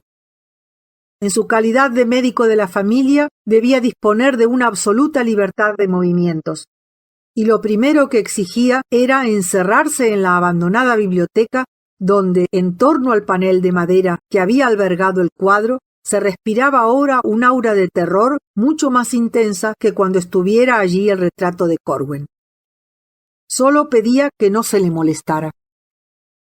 El señor Ward, aturdido por la creciente complejidad del caso, asintió de buena gana y media hora después el doctor estaba encerrado en la antigua biblioteca de Charles. El padre de éste, que escuchaba desde fuera, oyó unos raros sonidos en el interior de la estancia, seguidos de un chirrido como si acabara de abrirse la puerta mal engrasada de una alacena. A continuación resonó un grito apagado y la puerta que acababa de abrirse se cerró rápidamente. Poco después aparecía Willett en el pasillo, pálido y descompuesto. Quería, dijo, un poco de leña para encender un fuego, pues el de la estufa no le bastaba y el aparato eléctrico que había en la chimenea no tenía ningún uso práctico. Sin atreverse a formular ninguna pregunta, el señor Ward dio las oportunas órdenes a un criado que subió al poco tiempo con unas ramas de pino, estremeciéndose al entrar en la habitación y sustituir por las ramas el aparato eléctrico. Entretanto, Willett había subido al laboratorio, de donde bajó al poco rato cargado con una cesta cubierta por un lienzo y en la que había colocado una serie de aparatos y objetos diversos abandonados allí en la mudanza del mes de julio de aquel mismo año. Volvió a encerrarse el médico en la biblioteca y por las nubes de humo que empezaron a elevarse de la chimenea se supo que había encendido el fuego. Más tarde se oyó un crujir de papeles de periódico y otro chirrido de la misteriosa puerta, seguido de un baquetazo que dio mucho que pensar a los que en el pasillo escuchaban. Willett profirió de pronto un par de gritos ahogados y a continuación se produjo un chisporroteo que resonó siniestramente en medio del profundo silencio que llenaba la mansión. Finalmente comenzó a salir por la chimenea un humo espeso y muy acre. Los criados se reunieron en un rincón, aterrorizados ante aquellas nocivas emanaciones, mientras que el señor Ward temblaba como un azogado. Tras una larguísima espera, los vapores parecieron aclararse y detrás de la puerta cerrada volvieron a oírse extraños sonidos, como si el doctor rascara algo y luego barriera el hogar. Por fin, después de cerrar de nuevo la puerta del interior, fuera cual fuese, Willett hizo su aparición, grave, pálido y entristecido, llevando la cesta que había bajado del laboratorio, todavía cubierta con un paño. Había dejado la ventana abierta y en la siniestra habitación entraba ahora a raudales el aire puro que se mezclaba con un curioso olor a desinfectante. El antiguo panel de madera seguía allí, pero parecía haber perdido su aire de malignidad y se mostraba sereno y majestuoso como si nunca hubiera albergado el retrato de Joseph Corwin. Caían las primeras sombras de la noche, pero esta vez no las acompañaba un terror latente. Más bien traían con ellas una suave melancolía. El doctor no habló de lo que había hecho. Se limitó a decir a Ward: «No puedo contestar a ninguna pregunta. Solo diré que existen distintos tipos de magia. He llevado a cabo una gran purificación. A partir de ahora, los moradores de esta casa podrán dormir mucho mejor». La purificación debió constituir para el doctor Willett una prueba tan espantosa como su recorrido nocturno de la espantosa cripta, a juzgar por el abatimiento que provocó en el anciano médico. Por espacio de 3 días no salió de su habitación aunque según dijeron luego los criados, la noche del miércoles, poco después de las 12, se oyó abrirse sigilosamente la puerta de la calle, que volvió a cerrarse después con el mismo secreto. Por fortuna, la imaginación de los criados suele ser limitada, pues de otro modo podrían haber relacionado el hecho con una noticia que apareció en el Evening Bulletin del jueves y que decía así: los profanadores de tumbas renuevan su actividad. Tras un período de 10 meses a partir del último acto de vandalismo registrado en el cementerio del norte, del que fuera objeto la tumba de Whedon, el vigilante nocturno de ese mismo cementerio, Robert Hart, ha sorprendido a otro merodeador. Hacia las 2 de la madrugada vio brillar una linterna en la parte norte del camposanto y al acercarse al lugar en cuestión vio destacarse claramente contra la luz de una farola cercana la figura de un hombre que empuñaba una pala. Se lanzó en su persecución, pero antes de que pudiera darle alcance, el intruso había corrido hacia la entrada principal, perdiéndose entre las sombras. Al igual que el primero de los profanadores de tumbas, sorprendido el año pasado, este no ha llegado a causar, al parecer, ningún daño. En un lugar determinado del terreno que posee allí la familia Ward, la tierra aparecía removida, pero no puede asegurarse que el desconocido hubiera tratado de excavar una fosa. Todo lo que puede decir Hart acerca del intruso es que se trataba de un hombre de baja estatura y probablemente barbudo. En opinión del vigilante, los 3 actos se deben a una misma persona. No opina del mismo modo la policía, basándose en el salvajismo del segundo incidente, en el curso del cual fue robado un antiguo ataúd y destrozada la lápida correspondiente. El primero de los incidentes, al parecer una tentativa frustrada de enterrar alguna cosa, ocurrió en el mes de marzo del año pasado y se atribuyó entonces a contrabandistas de bebidas alcohólicas en busca de un escondite para su alijo. Es muy posible, afirma el sargento Riley, que este tercer caso sea de naturaleza similar. La policía está desplegando una gran actividad con vistas a identificar a los responsables de estos sucesos. Durante todo el jueves el doctor Willett descansó como si se recobrara de un esfuerzo agotador o se preparase para una gran prueba. Por la noche escribió una carta al señor Ward que llegó a manos de éste a la mañana siguiente, sumiéndole en profundas meditaciones.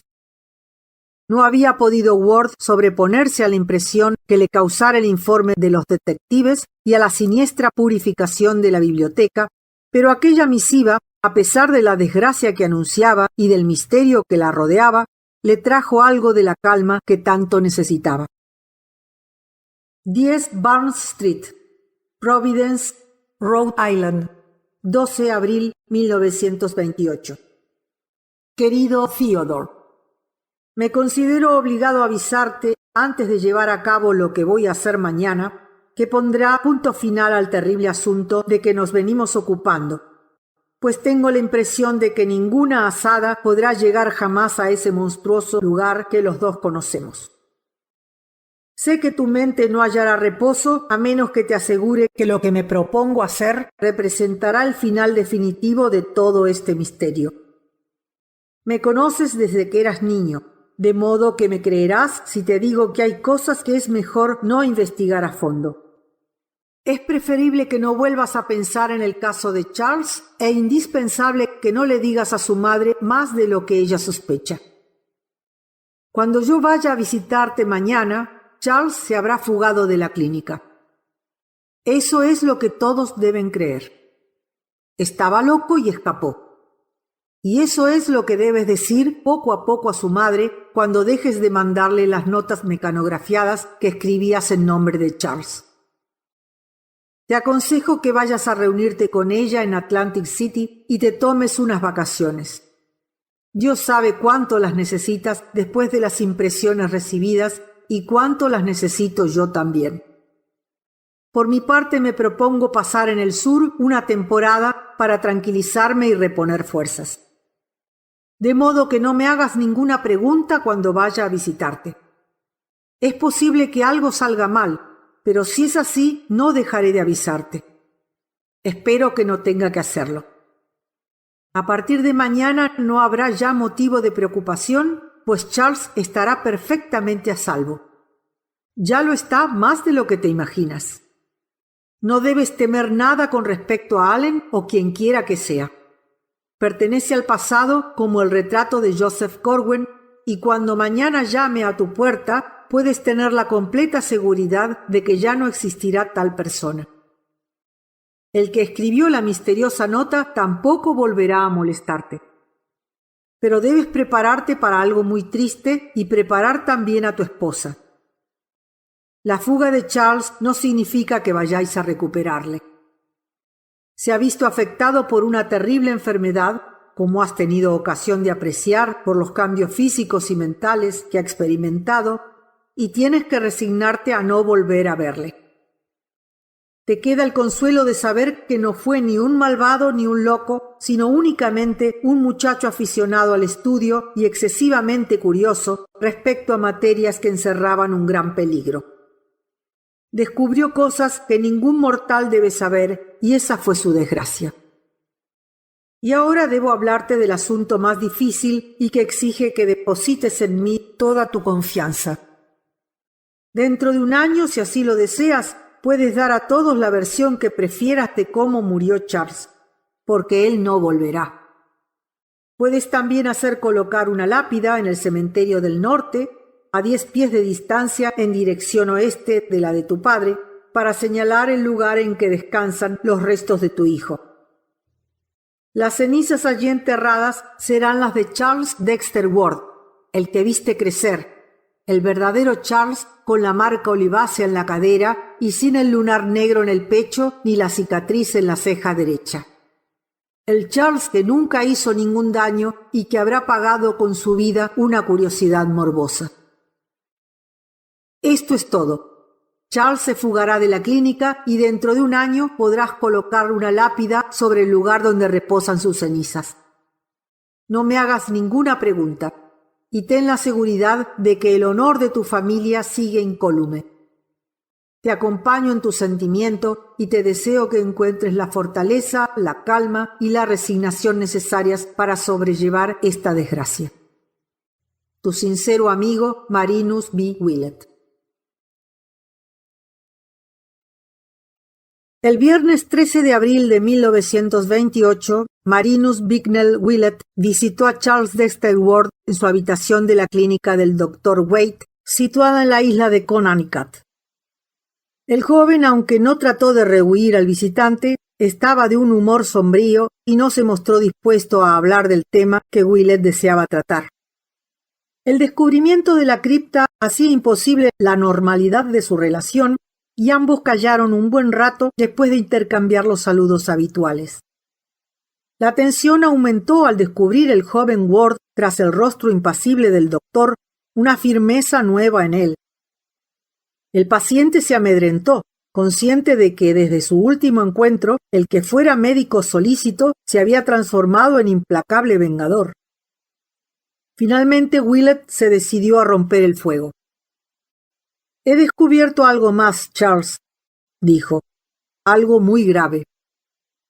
¿Otros animalitos muertos de hambre?, fue la irónica respuesta. Era evidente que el joven quería mostrarse insolente hasta el final. «No», replicó Willett lentamente. «Esta vez se trata de algo distinto. Encargamos a unos detectives que hicieran averiguaciones acerca del Dr. Allen y han encontrado en el bungalow una barba postiza y unas gafas ahumadas». «Estupendo», dijo su interlocutor, haciendo un esfuerzo por mostrarse ingenioso. «Espero que fueran más favorecedoras que las de usted». «A ti te sentarían muy bien», replicó el doctor. «Mejor dicho, todo parece indicar que te sentaban muy bien». Mientras Willett decía estas palabras, y aunque no hubo cambio alguno en la luz que se reflejaba en el suelo, una nube pareció ocultar momentáneamente el sol. Luego Charles habló. «¿Y por qué da usted tanta importancia a eso?». ¿Es que no puede un hombre disfrazarse si le resulta útil? Desde luego que puede hacerlo, asintió el doctor, siempre que tenga derecho a existir y siempre que no destruya a quien le hizo venir desde más allá de las esferas. Ward se sobresaltó violentamente. Bueno, ¿qué es lo que ha encontrado y qué quiere de mí? El doctor dejó que transcurrieran unos segundos antes de contestar, como si eligiera mentalmente las palabras que pudieran constituir una respuesta más eficaz. He encontrado, dijo finalmente, algo oculto tras un panel antiguo que servía de marco a un retrato. Lo he quemado y he enterrado las cenizas en el lugar donde estará la tumba de Charles Dexter Ward. El loco se levantó de un salto del sillón en el que estaba sentado. «¡No es posible!», exclamó. «¡No es posible! ¿Quién se lo dijo? ¿Y quién cree que va a creerle a usted si me han estado viendo durante estos 2 meses?» El doctor Willett, aunque de baja estatura, adquirió el porte majestuoso del magistrado al calmar a su paciente con un gesto. No se lo he dicho a nadie. No es este un caso corriente. Es de una locura tan inconcebible y de un horror tan ajeno a nuestra realidad que ningún alienista ni juez de la tierra podría creerlo. Gracias a Dios, aún me queda una chispa de imaginación que me ha permitido adivinar la verdad de lo sucedido. A mí no puede engañarme Joseph Corwin, porque sé que su magia es auténtica. Sé cómo preparó el hechizo que perduró a través de los años y fue a actuar sobre su doble y descendiente.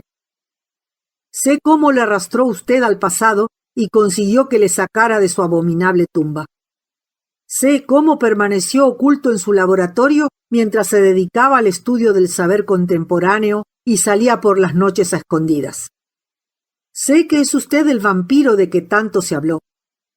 Sé que más tarde utilizó la barba y las gafas para que nadie se asombrara del sorprendente parecido que guardaba con su descendiente. Sé lo que decidió hacer cuando Charles comenzó a reprocharle su monstruoso saqueo de tumbas de todo el mundo. Sé qué fue lo que planeó y sé cómo llevó a cabo sus planes. Se despojó de la barba y de las gafas y engañó a los detectives que vigilaban la casa. Creyeron que el que salía y entraba era él, cuando en realidad usted le había estrangulado y ocultado tras el panel de madera de la biblioteca. Pero no se dio cuenta de que no hay 2 mentes iguales. Fue un estúpido Corwin al imaginar que un simple parecido físico sería suficiente. ¿Por qué no pensó usted en la forma de hablar y en la voz y en la caligrafía? Al final ha fracasado. Usted sabe mejor que yo quién escribió el mensaje que me encontré en el bolsillo, pero debo advertirle que no fue escrito en vano. Hay sacrilegios y abominaciones que no pueden ser tolerados, y creo que quien escribió aquellas palabras acabará con Orr y Hutchinson. Uno de los 2 le escribió a usted en cierta ocasión: «No llame a su presencia a nadie a quien no pueda dominar». Tenía mucha razón, Corwin. No se puede jugar con la naturaleza a partir de ciertos límites. Todos los horrores que ha invocado se volverán contra usted. El doctor se interrumpió ante el grito que profirió el ser que tenía delante. Indefenso, sin armas y consciente de que cualquier acto de violencia atraería a un ejército de enfermeros, Joseph Corwin había decidido recurrir a su viejo aliado. Inició una serie de movimientos cabalísticos con los dedos, mientras aullaba con voz cavernosa las palabras de una terrible invocación. «Per Adonai Elohim, Adonai Jehová, Adonai Sabaoth, Metraton». Pero Willett fue más rápido que él. Al tiempo que los perros de la vecindad comenzaban a aullar y un viento helado se desataba de pronto sobre la bahía, empezó a recitar la invocación que desde un principio se había propuesto utilizar. Ojo por ojo, magia por magia. Que el resultado de ella demostrara si había aprendido las lecciones del abismo. Así fue como Marinus Bicknell Willett comenzó a recitar la segunda de las 2 fórmulas, la opuesta a aquella que había traído a su presencia la figura del autor de la misteriosa nota, la críptica invocación encabezada por la cola de dragón, signo del nodo descendente. No bien surgió la primera palabra de la boca de Willett cuando su paciente se interrumpió en seco. Incapaz de hablar, agitó salvajemente los brazos hasta que le abandonaron las fuerzas. Pero cuando comenzó el espantoso cambio, fue cuando resonó en el cuarto la palabra Yog-Sothoth. No fue simplemente una disolución, sino más bien una transformación, una recapitulación, y el doctor tuvo que cerrar los ojos para no desmayarse antes de dar fin a la invocación. Pero Willett no se desmayó, y aquel hombre de pasado impío y poseedor de secretos prohibidos no volvió jamás a turbar al mundo. Aquella locura surgida de un tiempo pretérito había terminado. El caso de Charles Dexter Ward se había cerrado. Abrió los ojos Willett antes de abandonar, tambaleándose, aquella habitación y pudo ver que la memoria no le había traicionado. Tal como había predicho, no había sido necesario ningún ácido, porque al igual que su abominable retrato un año antes, Joseph Corwen yacía ahora en el suelo bajo la forma de una delgada capa de polvo gris azulado.